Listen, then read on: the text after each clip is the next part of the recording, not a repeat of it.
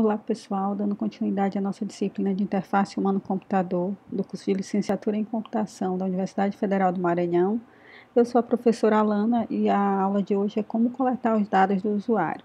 A gente falou na aula anterior sobre a identificação da necessidade do usuário, né? A gente mencionou com relação à identificação da situação atual, que ela está intimamente relacionada como esses usuários eles se sentem diante de uma situação e do que eles precisam para poder atingir seus objetivos, né? Ou seja, aquele processo de HC que a gente mencionou, onde eu tenho uma situação alvo e eu preciso sair de uma situação para essa situação alvo através da aplicação de uma intervenção.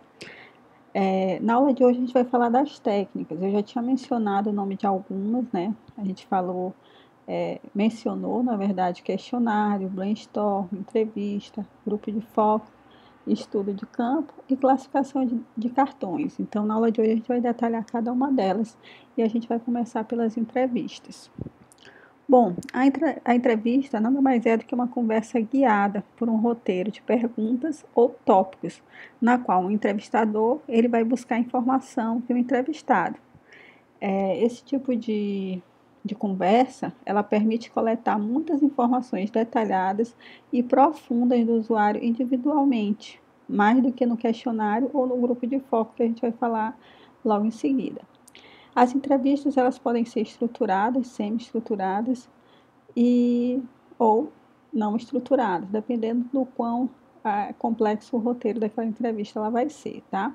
É interessante a gente salientar que é necessário treinar os entrevistadores e vai levar também bastante tempo para entrevistar muitos usuários. Então, não é uma entrevista, a gente não tem um público muito extenso, né? Bom, a gente precisa também entender quais são os tipos de perguntas que são feitas em uma entrevista. A gente tem as perguntas do tipo abertas e as perguntas do tipo fechado. As perguntas abertas, elas são de natureza exploratória, sem restringir o tipo ou o tamanho da resposta. A gente vai fazer perguntas e o usuário ele vai ser encorajado a falar da sua necessidade usando os termos próprios dele. Por exemplo, quais são suas principais atividades? Quais as principais dificuldades que você encontra no dia a dia de sala de aula, quando eu estiver, por exemplo, fazendo uma entrevista com o professor. Então, o entrevistador, pessoal, a gente tem que ter um certo cuidado. Ele não deve induzir as respostas do entrevistado. Ele não deve, como a gente costuma falar, colocar palavras na boca dele. Então, a gente tem que deixar ele livre para ele, de fato, falar, tá certo? Qual é o outro tipo? Eu tenho aberta, eu tenho a fechada também. A fechada, ela vai restringir um pouco a questão das respostas. Na verdade, ela já pode, inclusive, dar um conjunto de possibilidades, tá? Por exemplo, ele fornece um conjunto pré-definido e a pessoa vai poder selecionar. Aqui no anterior, eu tinha mencionado quais são suas principais atividades, ou eu poderia perguntar em qual modalidade que você leciona. Aí ele vai dizer aqui, ó, eu leciono na graduação, eu leciono na especialização, na educação à distância. Eu poderia deixar ele livre, mas com as perguntas fechadas, eu já restringo essas possibilidades. Eu já pergunto quais são suas principais atividades. Ele vai dizer, lecionar na graduação, eu vou lá e marco. Lecionar na pós? Aí ele vai dizer sim, aí marca também. Orienta aluno de iniciação científica, de mestrado, conforme a resposta dele vai marcando ou não. Então, meio que já restringe, basicamente, porque você já quer saber. Não vai deixar aquela pergunta em que o entrevistador, ou, aliás, o entrevistado, ele vai ficar falando de tudo que ele faz, tá bom? Bom, com relação à entrevista, a gente precisa ter um roteiro bem definido. Determinar quanto tempo de duração aquela entrevista vai levar e a gente deve cumprir aquele tempo. Porque quando a gente solicita que uma pessoa participe da entrevista, a gente já tem que dizer, olha, eu vou participar de uma entrevista, vai durar tanto tempo, você concorda em participar? Porque não adianta você dar uma estimativa, vai demorar 15 minutos, deu 2 horas, você ainda está lá fazendo pergunta para o usuário, tá certo? Não está sendo justo com o usuário dessa maneira. Então, aqui é um roteiro, por exemplo, ele queria saber sobre o uso de uma ferramenta para fins acadêmicos. Então, ia ser entrevistado alunos, professores, coordenação. Essa daqui é a parte do roteiro específico para professores. Então, o roteiro de entrevista, que levaria aproximadamente aí 1 hora, e eu gostaria de saber sobre a experiência como professor de curso, quanto tempo, a área e o nível. Então, algumas perguntas que poderiam ter no meu roteiro: há quantos anos, em que área que ele leciona, qual o nível, graduação, pós-graduação, extensão. Então, a pessoa vai conduzindo a entrevista com esse roteiro. Quais são as funções, quais as principais atividades, quais as mais frequentes, quais são as menos frequentes. No caso, se lá na instituição se tem aquilo, se é bem definido, quem faz o trabalho de professor, de coordenação, suporte, o que a universidade faz. Então, esse tipo de coisa a gente consegue colocar também no roteiro, tá? Por exemplo, aqui um outro ponto interessante: a utilização de tecnologias computacionais para apoiar o trabalho. Se ele usa, sim, quais, para quê, com que frequência. Se ele não usa, se ele já usou, por que ele não usa mais e o que ele precisaria para usar. Então, são possibilidades também que a gente pode estar incluindo na nossa entrevista. Nesse caso ainda, eu incluí mais 2 tópicos, um de pergunta aberta, né? Sistema ideal, ou seja, eu gostaria que o entrevistado, ele me descrevesse qual seria o sistema ideal. Nessa hora a gente até pede assim, ó, pode ser bastante criativo, mesmo que esse sistema que está sendo desenvolvido não contemple todas as funcionalidades que você deseja, a gente precisa saber quais são os anseios do usuário, tá certo? E alguns comentários adicionais que sejam importantes a gente vai estar colocando também nessa outra parte aqui para posterior análise. Bom, outra técnica de coleta de dados de usuário são os questionários, tá? Eles têm uma certa vantagem com relação à entrevista, principalmente pelo caráter rápido, né, de resposta e pela quantidade que eu poderia obter de dados numa quantidade maior do que uma entrevista, porque, por exemplo, eu falei que a entrevista ela leva muito tempo para se entrevistar uma pessoa. O formulário não, você solta um formulário, seja ele digital ou em papel, e você consegue que as pessoas respondam de uma certa rapidez, tá? Então, o que é um questionário? Ele é um formulário com perguntas a serem respondidas. Ele vai permitir coletar rapidamente esses dados de muitos usuários, geralmente ele é mais rápido, fácil e barato de se obter, uma maior escala, mais rápido e mais barato também que uma entrevista, porque uma entrevista requer um local, um planejamento de sala, ar-condicionado, se for o caso, recursos, por exemplo, gravadores, filmadoras, se for o caso, então acaba sendo um pouco mais dispendioso, né? Ele tende a ser menos detalhado e mais superficial comparado com a entrevista do grupo de foco. E quem elabora o questionário, ele deve ter experiências para evitar perguntas ambíguas ou que vão induzir uma certa resposta de quem for responder o questionário. Eu separei aqui 2 ferramentas bastante interessantes quando a gente quer criar formulários eletrônicos, questionários eletrônicos. Um é o Google Form, vocês devem conhecer, e o outro é esse Survey, bem que ele acaba mostrando numa interface um pouco mais bonita, mais agradável do que o Google Forms, mas os dois funcionam muito bem. Bom, assim como nas entrevistas que a gente tem perguntas abertas e fechadas, no questionário a gente tem uma variedade também delas, tá?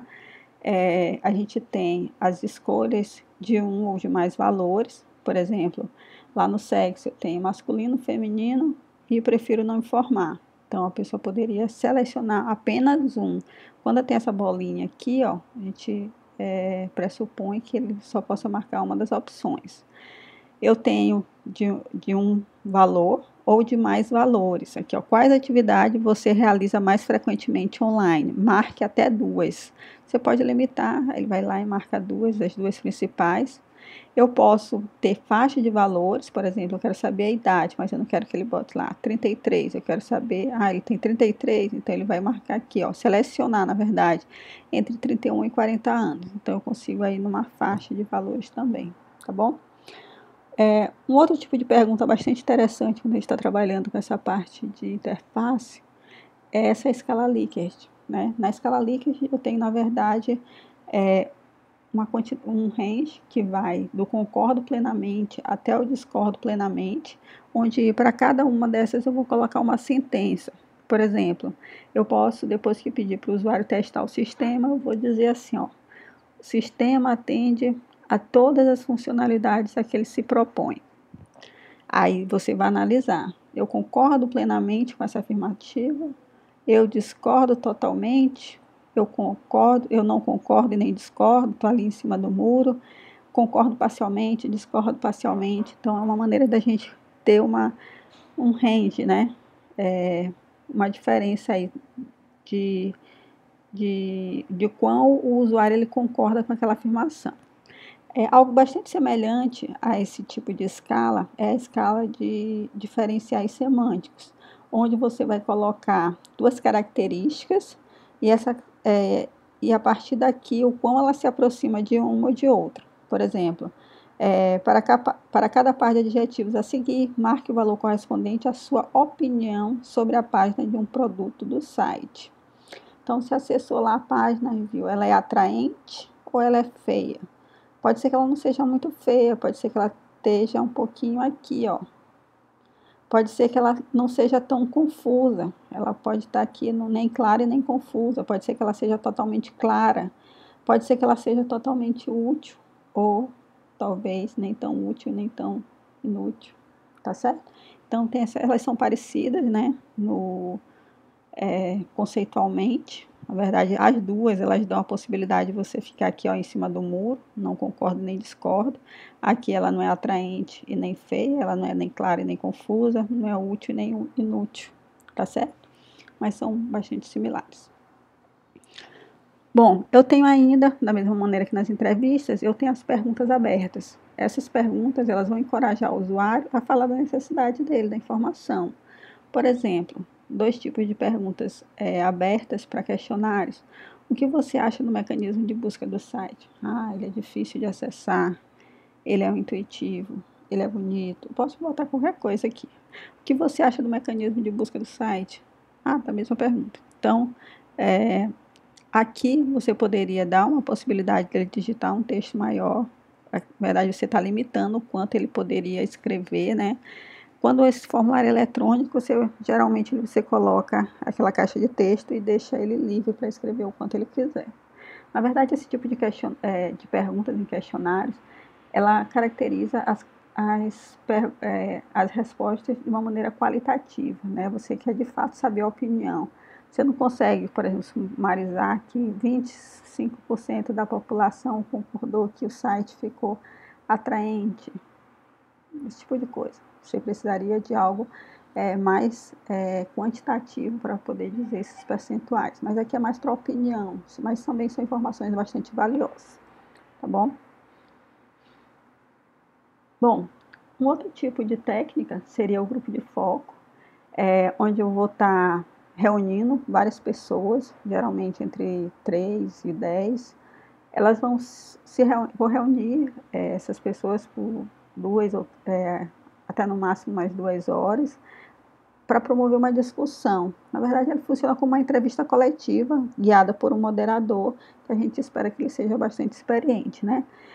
O grupo de foco ele vai permitir que a gente tenha em pouco tempo múltiplos pontos de vista, já que a gente vai estar discutindo de uma maneira coletiva sobre um determinado ponto. E muitas vezes a gente quer de fato que eles entrem em acordo, tá bom? Nesse caso, o moderador ele deve assegurar que as pessoas mais quietas ou tímidas também participem e evitar que as extrovertidas eles tomem conta da discussão, tá bom? Então, eu apliquei, como eu mencionei anteriormente, eu apliquei o grupo de foco na minha pesquisa de mestrado, e esse aqui foram alguns artefatos que foram gerados para utilizar no grupo de foco. Isso aqui são as pessoas que eu utilizei, eu estou bem aqui, ó, meio escondidinha, a qualidade da foto não está muito boa. Esse foi o grupo de foco. Aqui eu utilizei um questionário demográfico para saber os dados coletar os dados sobre a minha população, sobre os meus entrevistados, e um termo de consentimento. Eu vou já mostrar cada um deles daqui a pouquinho. Inclusive, vou mostrar também o roteiro de como é que foi a execução desse grupo de foco.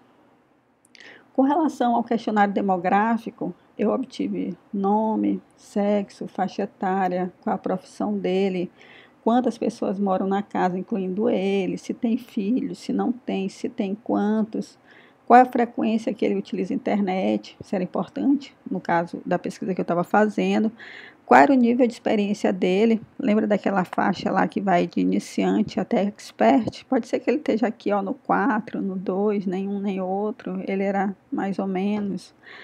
Você utiliza tablets ou smartphone para acessar a internet? Sim ou não? Qual era a frequência que ele jogava? Se muitas vezes, se uma vez, se duas por semana? Quais dispositivos ele usava para jogar, além do computador? Poderia até marcar o computador, se fosse o caso, consoles tradicionais. Então, tudo isso era relevante para a pesquisa que eu estava fazendo. Com relação ao termo de consentimento, eu já mencionei ele em aulas anteriores, né? É onde eu explico, eu agradeço a participação, explico o objetivo daquele grupo de foco. Eu vou solicitar, na verdade, informar que seja gravado e filmado. Então, as pessoas que concordarem em ser gravadas e filmadas vão assinar aqui e colocar a informação no documento, permitindo que faça esse tipo de gravação, tá bom? Essa coleta de dados. Bom, esse aqui foi o planejamento do meu grupo de foco. Assim como na entrevista, a gente tem que ter uma ideia de quanto tempo vai levar, até para não acabar decepcionando as pessoas, né, a expectativa das pessoas. Eu tenho, na primeira parte, as pessoas iriam responder o perfil demográfico, cerca de 3 minutos. Aí eu ia para uma parte de perguntas livres, onde eu ia aquecer para que eles começassem a falar sobre o tema, né? Exemplos de pergunta: você acha que é possível ensinar algum conteúdo educacional utilizando jogos? Aí eles, eu acho, talvez não, os jogos vão distrair, eu acho que é motivador. Aí assim eles iam começando a falar, tá? Qual seria a diferença entre uma aula baseada em slides e outra baseada em jogos? Eu acho que é mais motivador, eu acho que distrai mais. Então, cada uma das pessoas iam falando e a gente ia. Quando eu percebia que estava dando aquela esfriada na conversa, eu jogava uma outra pergunta. Você acha que seria capaz de criar jogos educacionais se lhe fosse dada uma ferramenta adequada, não baseada em programação de computadores? E assim por diante. Aí eu ia falar do processo de desenvolvimento, a gente mencionou algumas perguntas aqui.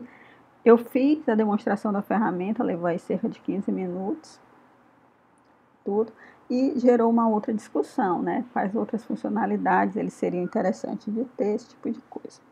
Tá? Então, esse foi o planejamento do grupo de foco que eu realizei. Com relação aos resultados do grupo de foco, eu obtive bastante requisitos para a ferramenta que foi desenvolvida e também eu tive um perfil demográfico do que foi obtido através dos questionários que eu passei. Esses dois aqui eu já tinha mencionado anteriormente, né? Mostrei que 62% das pessoas que participaram eram homens, 38 mulheres, a maioria estava numa faixa de 25 a 30 anos, a frequência de uso da internet deles era diariamente, a maioria, 87,5% diariamente. Eu tinha, com relação à frequência dos jogos, a gente já mencionou aqui 50%, usava mais de 2 vezes por semana, se eu não me engano a legenda era essa. A utilização de tablets, 87% usavam tablets e smartphone para acessar a internet, e outros dispositivos para jogar, 75% usavam computadores, 50% consoles tradicionais como Xbox, Wii e Nintendo, e eu tenho ainda 62% que usavam smartphones, tá certo? Esse foi o perfil demográfico das pessoas que participaram do grupo de foco.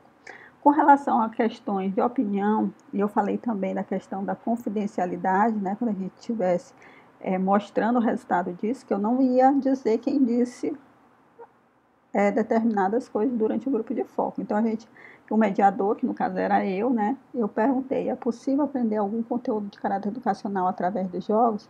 E um dos participantes, que eu chamei de participante C, ele disse algo que seria interessante da gente compartilhar, né? Ele disse, mais que possível, é estimulante, torna o aprendizado muito mais interessante, deixa de ser uma obrigação e passa a ser um prazer. Então, isso aí foi algo bem legal que eu obtive de resposta do meu grupo de foco e vi que eu poderia, de fato, estar investindo, principalmente em jogos que fossem mais motivadores para os estudantes.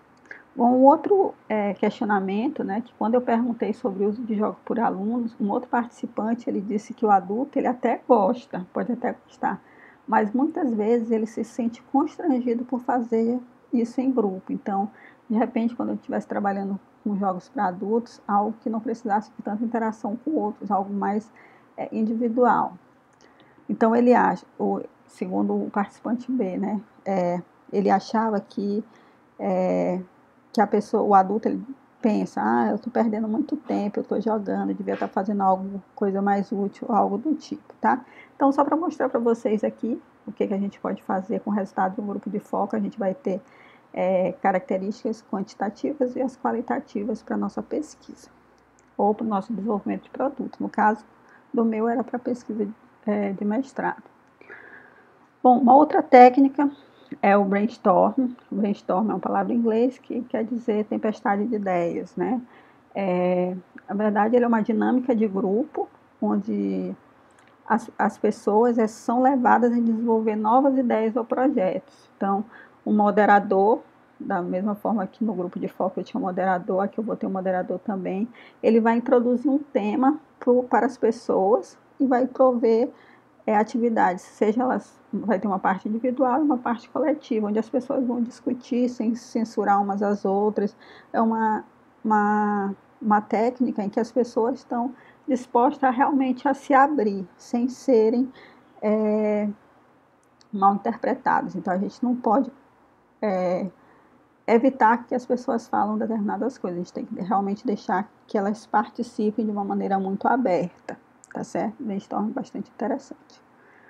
Bom, uma outra técnica que a gente pode utilizar para essa coleta de dados do usuário é a classificação de cartões, só que ela é um pouco mais para um uso mais específico, tá?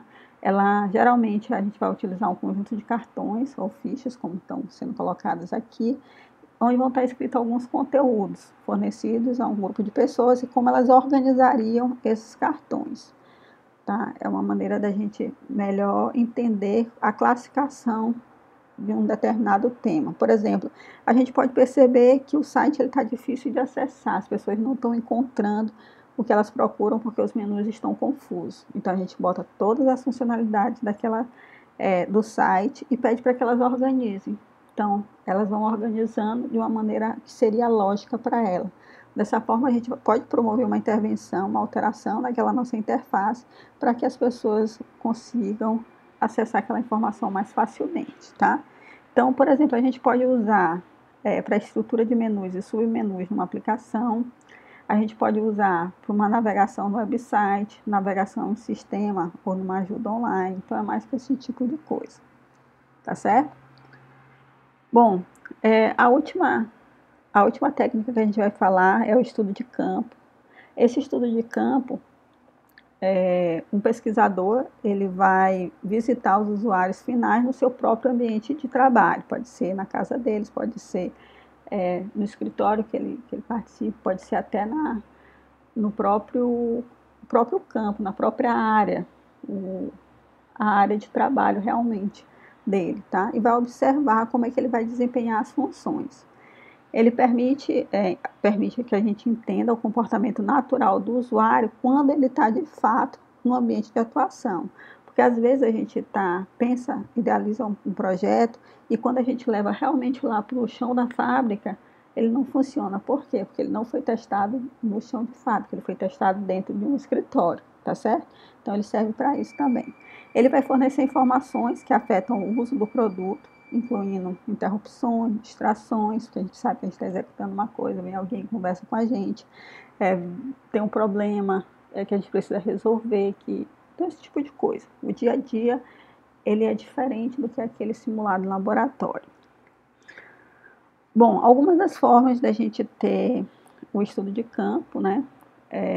Alguns exemplos, a gente pode ter a observação pura, sem intervenção do observador, ou seja, alguém vai estar fazendo, você está assim observando etapas do que o outro está fazendo, e uma investigação contextual. Essa investigação contextual, ela é bastante interessante também, tá? Ela envolve, requer um envolvimento intenso do investigador com o participante, de uma forma que ele vai ser um vai ser o aprendiz e o outro vai ser o mestre. É o que a gente chama de modelo mestre-aprendiz. Nesse caso, o entrevistador ele vai observar o trabalho do usuário exercendo o papel de aprendiz, é como se ele estivesse fazendo e ensinando o outro, tá? O usuário ensina seu trabalho ao entrevistador, enquanto realiza exercendo o papel de mestre. O conhecimento, dessa forma, ele é compartilhado de um modo mais simples e natural. Então, nessa entrevista contextual, o entrevistador ele tem a oportunidade de entrevistar o usuário, observar e aprender sobre o trabalho e quanto o trabalho está sendo realizado. Então, é bastante útil e a gente, de fato, percebe todas as intervenções e distrações nesse tipo de, de técnica, tá? O modelo mestre-aprendiz é bastante útil.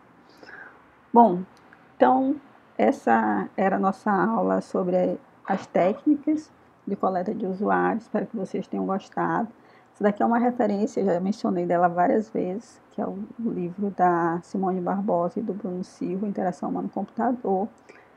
Espero que vocês tenham a oportunidade de acessar esse livro para poder ter um conhecimento melhor sobre IHC, tá bom? Então, por hoje era só. A gente se vê na próxima aula. Até mais.